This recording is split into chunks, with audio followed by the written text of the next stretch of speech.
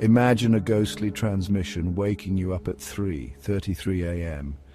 In the remote town of Black Hollow, an old radio tower stood abandoned for decades, until last week. Residents reported a strange transmission at exactly 3:33 a.m., a distorted voice repeating numbers. No one could trace the signal. An amateur radio operator recorded it, analyzed the pattern, and found the numbers were GPS coordinates. They led to a sealed underground bunker. When the bunker was opened for the first time in 50 years, it revealed a single chair, an old reel-to-reel recorder, and a tape still playing. The voice on the tape, identical to the one broadcasting from the tower. But here's the impossible part. This tape was recorded in 1947, the last words on the tape before it cut to static. It knows you're listening.